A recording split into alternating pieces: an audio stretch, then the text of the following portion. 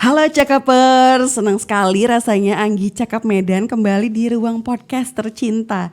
Akhirnya setelah kita berkelana berkeliling kota Medan dengan narasumber-narasumber yang kita undang, kali ini kita punya kesempatan lagi untuk duduk bareng bersama dengan narasumber pilihan yang tentunya juga menginspirasi di ruang podcast Cakap Medan. Kalau misalnya sebulan penuh ini kita udah ngobrolin soal cinta dengan pasangan, dengan anak, dengan pekerjaan dan lain sebagainya. Kali ini kayak kita perlu juga ngobrolin tentang cinta pada diri sendiri. Siapa lagi pembicaranya kalau misalnya enggak langsung sama psikolognya, Kak Dina. Halo Cakapers. Nah, lihat ke sini nih Kak Dina. Oke, halo. Ini kalau misalnya Cakapers sudah ada yang kenal sama Kak Dina atau Mbak Dina, Mbak Arundina Puspita Dewi. Sapaannya adalah Kak Dina. Aku manggilnya Kak Dina nggak apa-apa ya? Nggak apa-apa, it's okay. Kak Dina ini adalah seorang psikolog, ya kan? Iya. Seorang psikolog. Mungkin kalau misalnya Cakapers ada yang pernah bertemu dengan Kak Dina di kliniknya ya? Iya. Bilangnya di klinik ya? Kantor. Di kantor. Inilah orangnya yang kita undang. Makasih Kak Dina udah datang ke sini. Sama-sama Anggi, Nah, makasih juga. Kak Dina, kalau misalnya kita tahu ini Februari adalah Februari bulan-bulannya cinta, bulan-bulannya kasih sayang, gitu kan kata orang. Padahal bulan cinta itu kan sebenarnya kayak ya udah itu hanya seremonial aja gitu kan. Setiap hari kita menunjukkan rasa kasih sayang kita sama orang-orang sekeliling kita. Tapi kadang kita tuh kayak ngomongin cinta, ngomongin kasih sama orang mulu, sama hobi, sama pekerjaan atau sama binatang. Kayak lagi sekarang ini musim-musim cupang gitu kan, iya, burung gitu. Ada yang terlupa dengan kasih sayang itu kasih sayang dengan diri kita sendiri. Yep. Cuma Cakapers, mumpung Kak Dina seorang psikolog hits Kota Medan ini sudah hadir bersama dengan kita di sini, kayak kita boleh lah menyinggung sedikit-sedikit persoalan perselingkuhan yang terjadi di Indonesia Raya. Yang lagi heboh itu Yang toh lagi kasusnya. heboh gitu. Nah sebenarnya kan jadi rame nih Kak Din, kayak ramenya tuh aku bilangnya sih bukan victim blaming juga ya, tapi kayak ya terlalu ngeblaming ke pihak tertentu, khususnya si perempuannya gitu, khususnya si perempuan di mana perempuan yang belum menikah, terus kayak diduga menciderai atau melukai hubungan rumah tangga sepasang suami istri gitu, dan yang disalahkan adalah si perempuannya gitu. Nah dari perspektif psikologinya sebenarnya itu bener nggak sih Kak, emang salahnya si perempuannya atau salah si laki-lakinya sebagai pihak ketiga, ataukah ada perspektif atau pandangan lain yang salah itu siapa gitu? Kalau dari Kak Dina sendiri gimana mandangnya? Kalau menurut aku salah semuanya yang ada di hubungan itu. Wow, lugas, tajam, terpercaya. Iya, semuanya. Tapi yang paling utama adalah salah ketika si dua orang yang pacaran atau yang menikah ini, yang kayak yang punya hubungan awalnya gitu. Si dua orang ini salahnya utamanya dari komunikasi mereka dulu. Nah, karena komunikasinya gak saling terbuka satu sama lain, akhirnya jadi gak tahu tuh kebutuhan pasangannya apa. Oke. Nah, awal sumber masalahnya dari situ, selalu dari situ. Oke. Jadi merasa mungkin kurang dipahami sama pasangannya, kurang dihargai sama pasangannya. Yang akhirnya ketika ketemu sama ya ada yang lain ya udah deh, jadi wah ini kayaknya lebih bisa mengerti aku. Tapi aku nggak pengen putus dari si yang udah ada selama ini, karena kan emang tetap save-nya kan tetap sama yang pasangan yang sesungguhnya gitu loh. Nah tapi dapat ada ekstra siapa sih yang nggak seneng gitu loh ya udah akhirnya jadi kebawa seneng sama ya selingkuhannya tadi yang orang gitu. baru. Nah terus salahnya si orang baru ini, nah mungkin dia awalnya ketipu juga kali ya sama si pelaku gitu, tapi pada akhirnya kan ketika udah tahu kebanyakan kasusnya ya udah deh nggak apa-apa. Kenapa berharap nanti kan mungkin si ceweknya atau si cowoknya gitu, pasangan satunya ini pasangan utamanya bakal diputusin gitu deh. Tapi kan pada akhirnya nggak juga. Jadi makanya ketika ya ada hubungan-hubungan perselingkuhan kayak begini, awal masalahnya adalah di komunikasi si pasangan utama itu. Jadi sebenarnya kalau misalnya ada sepasang katakanlah entah itu pacaran atau misalnya sudah menikah, kemudian di tengah-tengah hubungan perkawinan atau pacarannya itu ada orang ketiga yang perlu introspeksi diri, ternyata tiga-tiganya gitu ya. Si orang yang udah menikah atau ya pacaran itu juga harusnya sudah membangun komunikasi selama mereka berhubungan begitu ya, kayak apa yang dibutuhkan sama pasangan, apa yang belum bisa diberikan, apa yang sudah diberikan. Karena mungkin kebutuhan itu berbeda-beda kali ya, Mak, dari masa ke masa, dari waktu ke waktu. Beda-beda. Nah, jadi pokoknya kebutuhan paling dasar apa sih? Kebutuhan emosional kan. Ya memang biasanya dipenuhi dari si pasangan. Nah, ada jenis-jenis hubungan tuh yang biasanya ya oke, karena dia nggak tahu untuk memenuhi kebutuhan emosional pasangannya, akhirnya lebih sering beri-beri barang, kasih ini itu. yang kayak Ini gitu. ya hubungannya sama yang kayak love language ya. Iya. Jadi kayak kita tuh termasuk misalnya kayak physical attach kah, atau karena kalau ada 5 kalau nggak Ada salah 5, love language kayak physical attach, appreciation ya kalau nggak Nanti salah. kita bahas itu aja sekalian. Wow. Nanti bahas itu pas lagi self love sekalian. Jadi, Wow, ini kayaknya padahal aku cuma sebutin doang ya, kayak bakal dikasih gratisan sama Kak Dina. karena memang pengen banget juga aku bahas sekalian. Itu bisa banget dipakai buat self love-nya kita. Oke, jadi yang nggak capek. jadi menjawab yang tadi itu ternyata salah tiga-tiganya. Nah, cakapers, jadi kalau misalnya cakapers berada di kasus yang sama, entah itu sedang berhubungan sama orang lain, tapi di tengah-tengah itu ada gangguan-gangguan ya kan, distraksi-distraksi dari orang ketiga. Coba introspeksi dulu, apakah memang sudah mau selesai aja gitu ya, udah nggak ada apa-apa lagi sama yang sebelumnya, silahkan diselesaikan dulu. Tapi kalau misalnya memang belum, coba dikomunikasikan apa yang kurang, apa yang dibutuhkan, supaya sekiranya tidak membuka celah orang ketiga. Karena paling utama itu emang komunikasi Komunikasi. yang terbuka. Jadi terutama terkait kebutuhan emosional yang seperti apa. Kamu mungkin butuh dipuji sama pasanganmu gitu kan, atau kamu mungkin perlu dipeluk oleh pasanganmu, macam-macam ya. Tapi bisa jadi kayak jenuh gitu Kak. Ya jenuh juga bisa, tapi kan ada apa ketika jenuh? Jenuh kan muncul ketika ngerasanya hubungannya stagnan gitu aja kan, gak ada challenge-nya lagi. Wow. Ini bisa jadi karena udah nggak mau working out lagi buat relationship-nya. Jadi udah kita karena buat status aja akhirnya masih bersama. Padahal sebenarnya udah nggak sehat Wah, juga. itu hubungan kuat kayak sih, gitu. lucu ya cakapers ya. Apa tadi? Karena untuk status aja masih bersama. Cailah. Banyak yang begitu akhirnya nggak Oke. putus. Padahal sebenarnya udah nggak bisa jalan juga. Kenapa? Hubungannya nggak sehat, nggak berkembang gitu. Nah, mumpung Kak Dina udah nyebutin hubungan yang gak sehat, mungkin kalau misalnya bahasa, aku nggak tahu ya bahasa apakah sama kalau misalnya kita bahasakan dengan toxic relationship. Jadi kayak banyak nih anak-anak muda gitu. Mungkin kan kita gini, kalau misalnya bicara soal hubungan, lebih spesifiknya bisa jadi menikah atau misalnya pacaran gitu kan. Tapi mungkin ini ilmu juga untuk adik-adik atau misalnya kakak-kakak, teman-teman, cakapers yang memang sedang berhubungan pacaran sama pasangannya. Ada juga nih sebenarnya toxic relationship, hubungan yang tidak sehat. Kayak misalnya Kak Dina tadi udah sebutin ya, harus dicari tahu dulu ini hubungannya emang udah nggak sehat nggak, perlu diselesaikan saat itu nggak, diudahi nggak gitu ya. Tapi sebenarnya untuk bisa mendeteksi bahwa hubungan yang kita bangun sama orang lain itu udah toxic, itu gimana? Oke. Terutama kelihatan kalau hubungannya nggak bisa berkembang lagi. Itu satu. Nah, dan toxic relationship itu nggak mesti ke pacar, ke suami istri, ke teman sendiri juga bisa loh toxic relationship. Toxic friendship Toxic ya. friendship. Karena Oke. yang namanya relationship kan ya Luas, nggak cuman pacaran aja gitu kan. Nah, ya udah, kita bisa tahu ini toxic itu kayak gimana ketika ngelihat powernya udah jomplang gitu loh. Power udah jomplang itu gimana? Nah, jadi contoh nih, aku sama Anggi temenan. Nah, terus aku demanding banget. Oke. Nah, Anggi yang iya aja, padahal kamu sebenarnya dalam hati udah Kak Dina nyebelin banget, udah yang kayak begitu, dan aku nggak coba untuk memahami Anggi. Oke. Nah, ini kan berarti aku egois. Berarti di sini kakak yang toksik. Yap. Dasar kamu toksik. Dan terus aku pengen dengan aku tahu Anggi nggak bisa ngapa-ngapain, pokoknya semua maunya aku Anggi nurutin terus, aku si toksiknya dan aku mau nunjukin power aku di atas Anggi.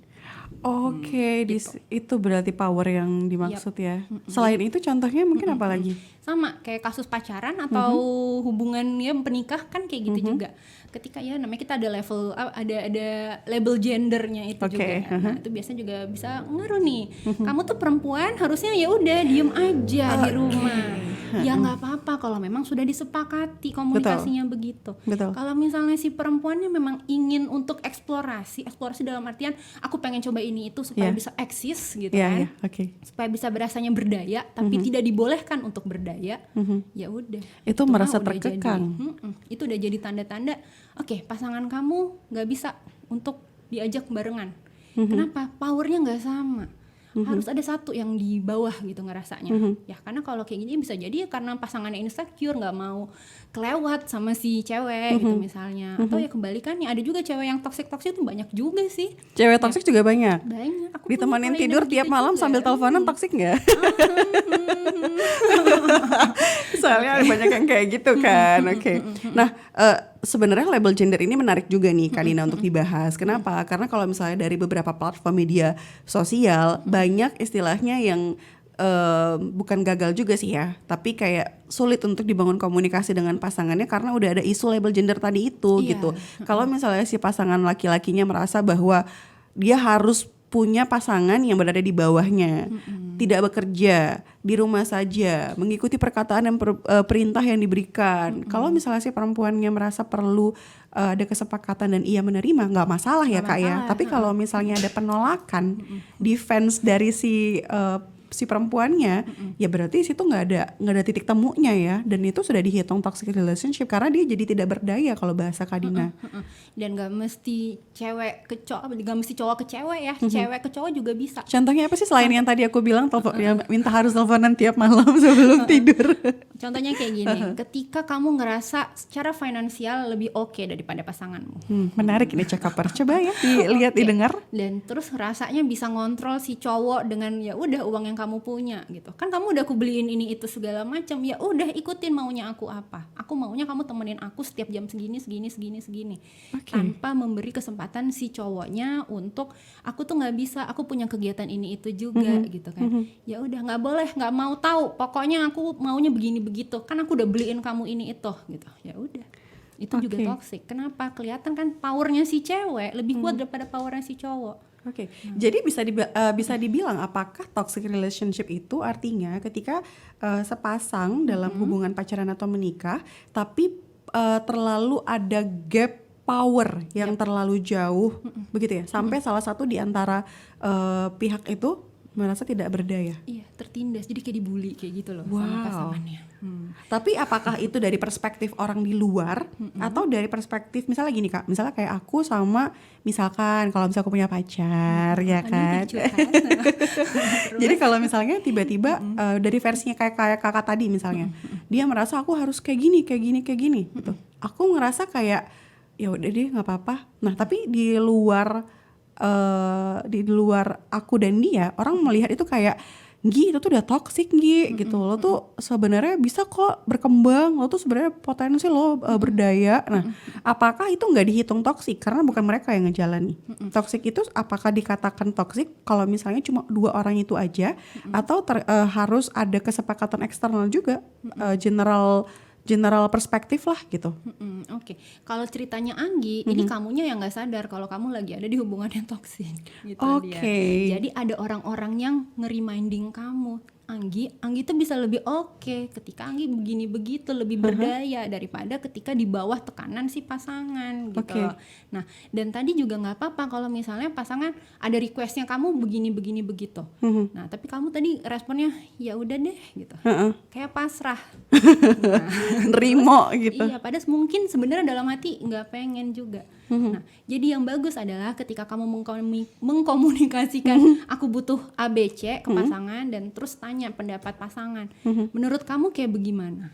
Gitu. Nah, ketika ditanya pendapatnya kan jadi dapet tuh, bisa diskusi akhirnya. Oke, ada win-win solutionnya gitu ya. Jadi kamu bisa A nggak? Bisa, tapi aku cuma bisa A-nya sampai porsi sekian. Boleh nggak? Oh ya udah nggak apa-apa. Maunya aku tetap dapat, maunya tapi dia juga caranya dapat, dan caranya dia gitu.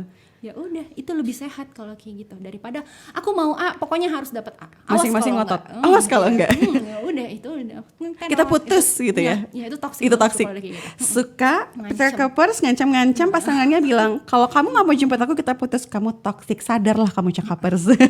Dan terus belakangan ada yang lagi hits juga, gaslighting. Pernah dengar enggak? Gaslighting itu yang gimana? Jadi ya sama tadi, ini juga hubungan yang toksik. Nunjukin powernya tadi. Oke. Jadi gini, kita ya ini ya, kalau pasangan gaslighting itu si pelaku memanipulasi kalau yang salah itu bukan dia, Aduh, tapi yang salah si pasangannya. contohnya kayak gimana sih Karin? Kan kamu udah tahu aku tuh orangnya begini. Oke, ngasih Iya, pembenaran. terus kamunya dong berarti yang nggak bisa ngertiin aku. Oke, itu Udah, itu toxic. sering banget kan kayak gitu tuh. Oke, benar-benar. Ya udah. Tapi apakah itu sebenarnya kayak ya namanya manusia, semua orang kan punya kekurangan, nggak apa-apa dong. Maksudnya kayak udah tahu pacarnya kayak gitu atau suami atau istrinya kayak gitu, ya berarti emang nggak boleh ya? Jadi gini, untuk mengatasinya, nah, kamu lihat dulu ketika bolak-balik pakai cara tipe yang sama, nyalahin kamu terus, tapi dia juga nggak ada berusaha untuk memahami kamu. Kalau tadi kan ceritanya pakai, kamu kan harusnya bisa pahamin aku memang orang yang begini. Oke, ya udah, aku coba pahami kamu, gitu kan. Aku udah melakukan sesuai dengan pemahamannya aku. Tapi kalau kamunya nggak ada effort juga buat aku untuk bisa pahamin aku, kok kita timpang ya gitu effortnya. Oke, jadi nggak simbiosis mutualisme nih, ya Iya. kan? Nggak dua arah. Kayak kamu maunya aku memahami kekurangan atau misalnya bukan kekurangan juga sih, ya ada lah ya karakternya kamu karakter lah kamu, gitu ya. tapi kamu juga nggak bisa menerima karakternya Iya, aku malah gitu. nyalah-nyalahin terus. Oke. Kan harusnya kamu begini, udah tahu aku tuh nggak bisa ada setiap malam untuk nelfonin kamu gitu kan. Tapi kamunya nuntut. Oke, ya udah, didengerin dulu aja deh keluhannya kalau kayak gitu. Nah, terus komunikasiin. Oh ya udah, tapi akan aku butuh nih tiap malam ditelepon. Kalau aku ngerasanya lagi kesepian tiap malam, oke, bisa nggak aku teleponnya seminggu 3 kali deh gitu. Kamu bersedia nggak?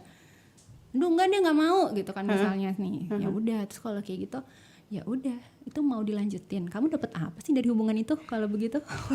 Gila nih, si kalau yang satu ini agak-agak tajam ya, mau dilanjutin yang begitu. Bener.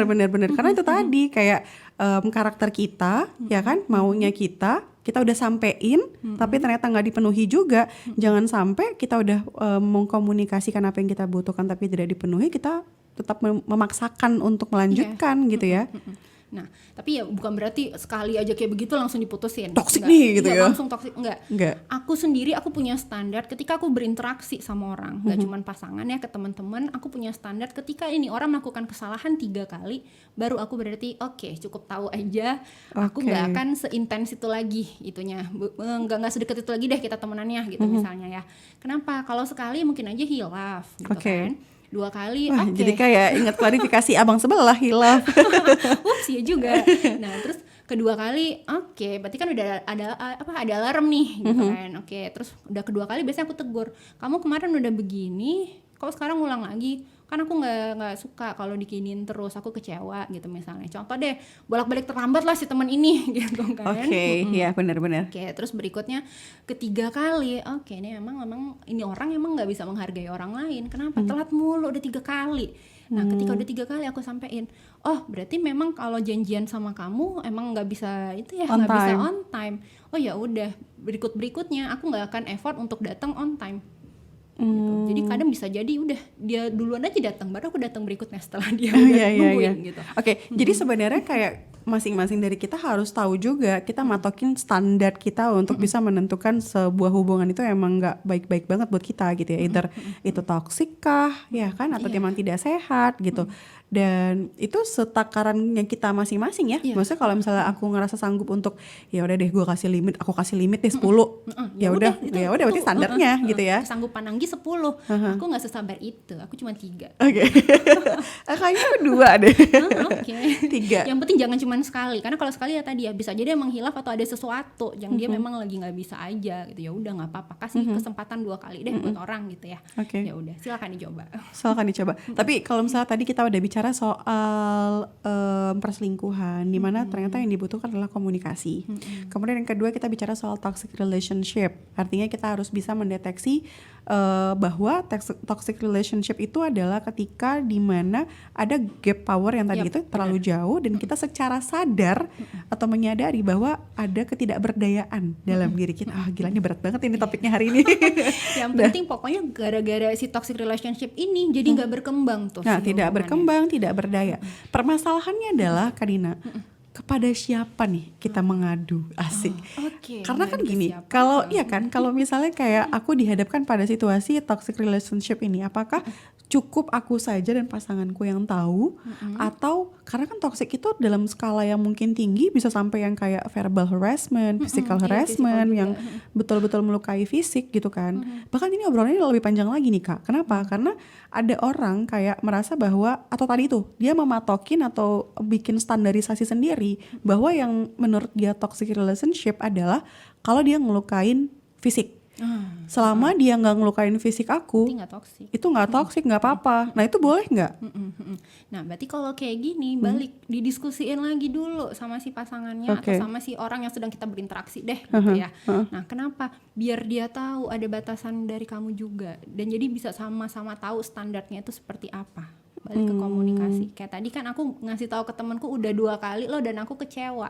Nah itu biar dia tahu standarnya aku tuh gimana gitu kan. Jadi dia juga bisa mikir, oh aku nggak boleh kayak gini lagi. Kalau dia masih ngelakuin kan berarti dia tidak menghargai cara berpikirnya kita. Betul. Itu dia. Dan kalau misalnya sudah seperti itu, kayak tadi pertanyaan aku, kepada siapa kita harus mengadu? Apakah kayak ya udah itu cuma internal aku dan pasanganku? Atau ngomong ke teman terdekat atau sahabat, atau kayak di tahap mana kayaknya you need to go to see seorang terapis gitu. Gini, awalnya diomongin dulu sama pasangan. Nah, kamu coba pakai standar kamu tadi. Katakanlah 10 gitu ya. 10 kali udah diomongin nggak bisa juga. Oke, ya udah. Kemudian berikutnya curhat dulu deh ke teman atau orang-orang terdekat. Ke keluarga juga mungkin bisa kalau nyaman gitu kan. Ketika udah dapat feedback dari teman-teman, iya emang sebenarnya toksik kayak tadi tuh ceritanya Anggi, teman-teman udah ngeliat tapi gara-gara Anggi belum sadar, dan ketika Anggi speak up baru kan teman-teman tahu oh Anggi butuh bantuan. Nah ketika teman-teman pun sudah tidak bisa membantu gitu rasanya, dan memang si orang ini juga nggak bisa berubah, datanglah kemudian untuk ke terapis atau ke psikolog deh. And it's okay to see a therapist. Kalau bisa bahkan datangnya berdua biar bisa barengan Nah langsung. ternyata relationship counseling itu bukan hanya untuk orang yang sudah menikah ya. Enggak. Jadi kalau misalnya sama tuh cakapers, jadi kalau misalnya cakapers merasa ini rusuh ya ruang podcastnya ya. Ada apa ya di belakang ya? Kok kayaknya heboh dapur tetangga. Jadi kalau misalnya cakapers ngerasa serius dalam menjalin sebuah hubungan sebelum ke tahap pernikahan, boleh ternyata ya. Jadi banget. Kayak ada konseling. Aku orangnya kayak gini, konseling pranikah. Jadi aku orangnya kayak gini, pasanganku kayak begini, dan kita emang intent tuh ke hubungan yang lebih serius dan saling memahami satu sama lain diperlukan untuk bisa menjalin ke jenjang yang lebih serius itu, dan it's okay to see a therapist. Nah, ini adalah yang tadi kakak singgung di awal, self love. Self love. Karena tadi kakak udah kayak nanti kita bahas di self love gitu ya. Karena aku jadi penasaran sebenarnya cara yang baik untuk kita mencintai diri kita sendiri. Itu gimana Kak Dina? Yang pertama kuncinya adalah memang harus membiasakan ke diri sendiri, menerima diri kamu dulu apa adanya, positif dan negatif yang kamu punya. Itu. Dan terus cara yang paling enak untuk melakukan aktivitas self love-nya tadi pakai si love language. Jadi tuh love language bisa banget dipakai nggak cuma buat ke pasangan tapi buat ke diri kita sendiri loh. Iya, jadi kan love language itu ada 5. Kita bahas satu. Words of affirmation. Ini words of affirmation. Tipikal orang yang kalau dia nunjukin sayangnya tuh suka pakai kata-kata, entah nulis surat, entah bilang I love you langsung, kayak begitu. Nah, atau memuji pasangannya, yang kayak gitu ya.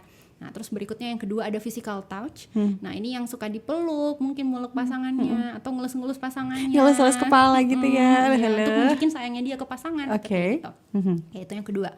Yang ketiga ada quality time.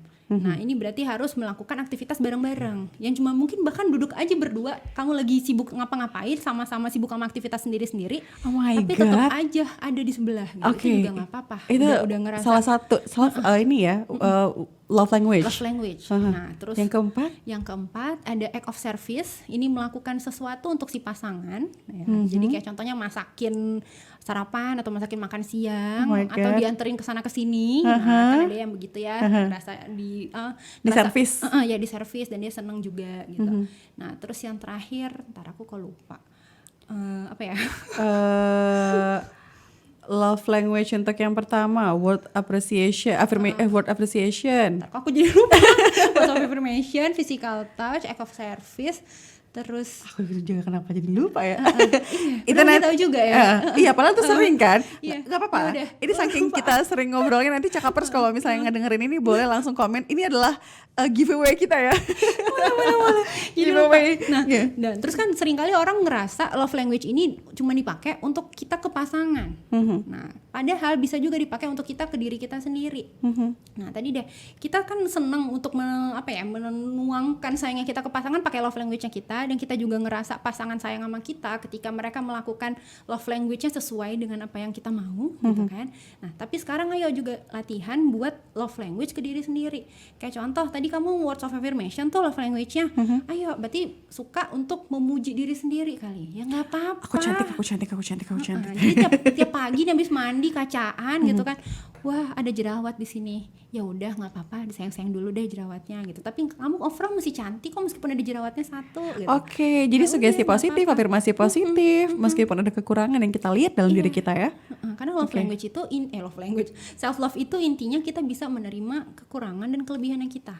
Itu dulu satu. Kemudian baru dilatih untuk self love tadi activity-nya berdasarkan love language yang kita. Nah, kalau memang physical touch, teman-teman bisa peluk diri sendiri. Nah, Oke. ada yang nonton itu nggak Korea apa It's Okay to Not Be Okay? Belum. Nah, kalau yang Gagal aku tertarik jadi untuk ini. nonton itu tuh bagus banget, banyak banget terkait tentang gangguan psikologis dan nggak terlalu drama-drama Korea yang cengeng gitu, bukan ya. Nah, dan banyak banget metode-metode psikologi yang diajarin di situ. Salah Oke. satunya ada yang namanya butterfly hug. Nah, itu tuh jadi psychological first aid untuk kita menenangkan diri kita sendiri. Oke, bahkan ini apa namanya, kalau misalnya boleh ditambahin sedikit gitu ya. Bahkan dulu ada film lama, jadi seorang anak yang dia tuh diinikan autis dan dia nggak bisa ada sentuhan Iya, dari sentuhan nggak bisa. sama sekali. Tapi dia ngerasa dipeluk. Jadi pernah satu momen dia kayak masuk ke kandang sapi dan dia Temple Grandin ya. aku lupa judulnya apa, dan dia merasakan sentuhan dari sapi dan itu sangat amat nyaman. Akhirnya dia merasa bahwa pelukan itu ada physical touch itu mungkin salah satu love language-nya dia, tapi dia nggak bisa dapetin dari orang. Dia bikin alat memeluk Iya, dari Temple Grandin bener. Oke, ampun, itu kalau misalnya Cakapers mau cari nanti kita tulisin di komentar dan boleh ditonton. Itu bagus banget juga. Nah, ternyata si self love language itu ternyata setelah kita bisa mencintai diri kita, baru kita bisa dapat melakukan itu ke orang lain. Karena gini, ketika kita udah lebih sayang sama diri kita sendiri, energi kita pun juga jadi enak. Ya, yang tadi katakanlah memang mungkin selama ini butuh banget validasi dari orang lain, tapi nggak dapat, akhirnya jadi uring-uringan terus-terusan gitu. Benar-benar. Kan. Rasanya Jadi- nggak cukup terus gitu loh. Ya Benar. udah, jadi Ternyata- low kan. Iya. energinya. Nah, ayo latihan untuk menyayangi diri sendiri, apresiasi diri sendiri. Nah, dengan cara begini, kamu pelan-pelan jadi lebih sayang sama diri sendiri dan terus jadi makin sadar, oh, nge-recharge energi itu nggak mesti bareng sama orang lain. Nggak harus dapat validasi dari orang lain. Iya, benar, bisa kok pakai diri sendiri juga tadi. Bahkan kita bisa menentukan sendiri apa yang kita mau ya. Iya. Kita mau lagi butuh afirmasi kita sehat, kita sehat. Kita cantik, kita pintar, kita semangat gitu ya. Itu benar. Jadi contoh nih, aku punya self love, physical touch, pertama words of affirmation dulu, kemudian physical touch. Jadi yang pertama ini aku bikin jurnal setiap hari. Nah, Cakapers, ini kita udah hampir tiba di penghujung podcast ya kan, sama Kak Gina. Mumpung disebutin dengan jurnal. Emang apa yang Kakak lakukan dengan jurnal? Oke, jadi di jurnal itu aku tulis dulu aktivitas aku seharian ngapain aja untuk tahu, oh pantesan aku capek seharian ini, banyak yang aku lakuin gitu kan. Terus yang kedua, aku tulisin juga pikiran-pikiran yang muncul. Kadang kan ada overthinking, ada yang nyebelin juga gitu kan. Aku tulisin. Jadi biar aku tahu, oh hari ini pantas aku capek, udah banyak aktivitas yang aku pikirin juga macam-macam. Nah, terus emosinya aku seharian ini apa aja, aku tulisin juga. Sedih, nangis, Kayak marah. contoh nih, pagi ini tadi aku ada klien yang berat gitu rasanya, capek emang abis itu, dan emosi aku juga agak-agak cakadut deh gitu abis ketemu dia. Nah terus siang udah agak lebih netral, nah ini sore kan enak nih ketemu Anggi dan bisa share macam-macam gitu, udah agak lebih enak lagi nih emosi. Nanti aku tulis gitu. Nah, terus di akhir aku tulisin juga apa yang pengen aku sampaikan ke diri aku hari ini. Nah, itu pas malam aku akan pakai butterfly hug tadi, aku tepuk-tepuk nih bahu aku, atau kadang aku elus-elus, tapi aku lebih sering dielus. Karena apa? Physical touch aku tadi itu. Gitu. Jadi aku elus-elus, terus kemudian aku pejamkan mata, aku ngomong sama diri aku sendiri. Makasih Dina, tadi hari ini udah gini itu sekian macam banyak, dan kamu udah berguna buat orang-orang juga hari ini, nggak cuma buat diri kamu sendiri. Ya udah, sekarang istirahat, ayo kita tidur, lanjut lagi besok. Oke. itu membantu banget Nggi. Seminggu aja coba kamu lakuin Butterfly hug. gitu, butterfly hug, dan ngobrol sama diri sendiri, mengapresiasi apa yang sudah kamu lakukan satu harian tadi. Efeknya aduh, Luar biasa untuk keesokan harinya. jadi lebih semangat, jadi lebih berasa, oh aku bisa berkontribusi lagi nih karena kemarin aku udah ngelakuin macam-macam, hari ini aku jadi punya energi lagi. Cobain beneran. Oke. Jadi ini aku sebenarnya begini, aku amazed. Jadi Cakapers, tipsnya adalah mungkin kalau misalnya tadi yang pertama adalah kita jurnal, Iya, jurnal, bikin kalau jurnal. Itu ada macam-macamnya nggak sih Kak untuk jurnal sendiri? Mungkin dari ini sebagai penutup juga di dalam podcast kita. Kakak boleh nggak sharing kira-kira untuk teman-teman Cakapers yang baru aja memulai untuk ngejurnal, itu harus yang kayak gimana jurnalnya? Oke. Nah, jurnal itu memang biasanya kalau kita sering lihat di Pinterest atau Instagram, ada yang nulis gratitude journal. Jurnal kita bersyukur hari ini ada ngapain aja. Gratitude journal. Ya, itu berarti nulisin satu harian ini kamu apa yang kamu syukuri. Tadi makan apa, tadi ketemu Oke, siapa. I'm grateful gitu for misalnya. the Iya, breakfast, iya, gitu-gitu ya. gitu, macam-macam. Hal-hal kecil aja, gak mesti hal besar. Iya, Karena iya, iya. kecil-kecil dikumpulin ada 10 daripada besar cuma satu doang. Nah, rasanya gimana? Oke. Ya udah. Jadi Gratitude journal. itu bisa satu jadi option. Kemudian kalau mau yang kayak aku tadi, 2, jurnal harian. Jurnal harian. Nah, kalau kamu emang seneng yang ada anaknya juga suka marah-marah gitu, Ekspresif. banyak ekspresif, banyak banget emosi-emosi yang dirasain, dan kan nggak mungkin ya langsung, kadang kan nggak bisa juga ya mau kita omel-omelin orang-orang gitu. Nah, bisa juga ditulis di jurnal. Oke, daily journal. Ya boleh di daily journal atau punya jurnal khusus yang isinya tentang emosi negatifnya kamu, kayak death note-nya gitu loh. Wow, death note. Ini sekali ini luar biasa ya, Cakapers. Nah, dan di situ nggak mesti kalau yang namanya marah atau emosi-emosi negatif Jangan disaring. ya jangan Ya, disaring, benar, jangan itu disaring. satu. Dan kalau ngerasanya nulis itu susah, boleh ambil krayon atau ya yang bisa pakai buat mewarnain deh. Pilih warna untuk mewarnai emosinya kamu pada saat itu. Hitam aja. Ya udah, hitam aja satu lembar itu, ya udah coret-coret hitam. Atau kamu pengen koyak-koyakin kertasnya, ya udah nggak apa-apa, tusuk-tusuk si kertasnya. Nggak itu apa-apa. nggak apa-apa. Silakan Coret-coret ekspresikan. juga nggak apa-apa. Tapi Iya. di buku, jangan di Iya. orang lain. Iya, itu jauh lebih sehat daripada kamu mendem emosi kamu sendiri. Oke. Capek. Di belakang ini kita bawa ransel emosional udah sekian tahun lamanya, nggak pernah difilter kali, bawa terus kemana-mana. Betul. Aduh, itu ya Cakapers ya. Jadi kalau misalnya untuk Cakapers yang baru saja memulai untuk bikin jurnal, kita mulai sama-sama. Kayaknya aku juga bakal mulai. Setelah ketemu Karina, aku rasa penting untuk bikin jurnal. Yang pertama, kita bisa bikin yang gratitude journal. Itu bisa mensyukuri hal-hal kecil apa yang sudah kita lalui selama kita menjalani hari-hari. Kemudian yang kedua adalah daily journal. Ya. Itu Cakapers kayak nulis diary kayak biasa. Ya, kayak Dear biasa diary, aja. hari ini aku kayaknya gak suka lihat si ini. Boleh gitu ya. Yang ketiga adalah death note journal. Jurnal yang isinya emang marah-marah. Jurnal aja semua. negatif ya. Dan itu sesuai dengan warna ada juga ya. Jadi Iya, kalau misalnya ada, untuk ada. death note warna hitam, Mungkin yang kalau daily mau, journal warna netral, netral krem aja. gitu-gitu ya, bata. Tapi kalau misalnya untuk yang gratitude journal warna warna-warna kesukaan kamu aja Oke. apa, gitu. Ya, mohon maaf kalau kesukaannya hitam, jadi bedanya sama death note apa ya? Mungkin hitam tapi ditambah stiker-stiker yang lucu. Oh, nah, atau itu ada apa kan. gitu Oke. untuk membedain. Jadi jurnal ada terserah pilihan Cakapers, gratitude journal, daily journal, atau si death note negatif negatif semua emosi dikeluarin si gitu. jurnal. Dan yang terakhir adalah jangan lupa untuk butterfly Butterfly Butterfly ini akan hug. membantu banget, benar. Butterfly hug sambil ngasih afirmasi positif Yap. untuk diri kita. Gila sih. Ini adalah podcast luar biasa dalam edisi Cakapin Cinta di Cakap Medan. Kadina, terima kasih banyak. Semoga sekiranya nanti Cakap Medan, Cakapers yang menonton edisi podcast ini gitu kali, gibah gitu ya kita gali. Ini bisa menambah wawasan dan tentunya juga bisa merefleksikan mereka diri masing-masing menjadi jauh lebih baik lagi. Khususnya Cakapers yang memiliki relationship, coba dipelajari dari sekarang yang namanya toxic. Cabut, diusir-usir. Dan kalau misalnya ngerasa butuh untuk menemui si terapis, atau it's psikolog. okay to be not okay. Sampai jumpa Cakapers. Kita udahan sama Kadina. Sampai ketemu lain kesempatan.